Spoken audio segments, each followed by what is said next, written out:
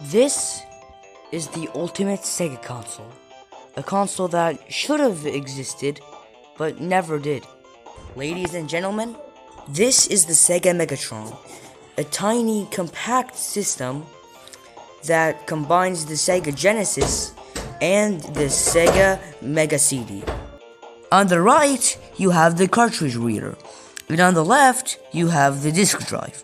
Here's some quick gameplay before we get into the video. Okay, so back then, Sega had amazing ideas, but instead of stacking them all into one console, they decided to stack them into different parts. You have the main console, which is the Sega Genesis, or Sega Mega Drive if you're not in the United States. Then you have another add-on, which is the Sega CD. Then you have another upgrade, which is the Sega 32X. Then it got kind of messy, so I decided to fix that. I wondered, what if I built the ultimate Sega console? And that's exactly what I did. And today, I'm going to show you how I built it, what I used, and how you can possibly make the same thing at home. And with that said, let's begin. So on the cartridge side, I used the insides of a clone Sega Genesis, a 4-in-1 game cartridge, and 2 controllers. And on the CD side, I used a disk drive, obviously, and an Android TV box with a Sega CD emulator, and a burned Sega CD disc, which is Sonic CD. Because I couldn't afford a retail disc. Cry about it. Nah, I'm joking, don't cry about it.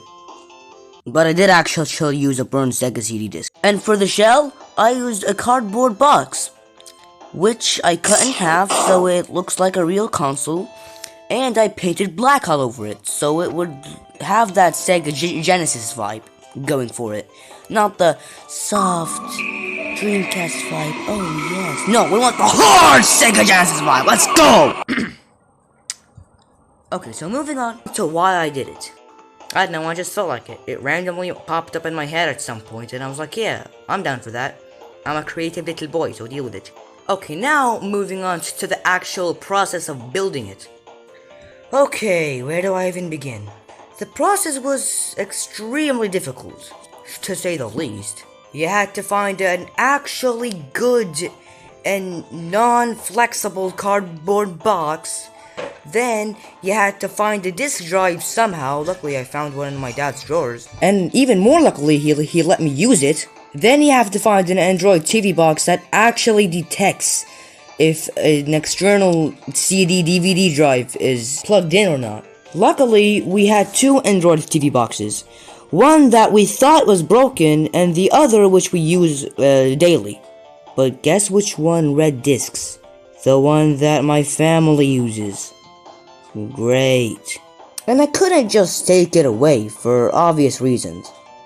So, I plugged in the one that didn't work supposedly, and it actually works miraculously.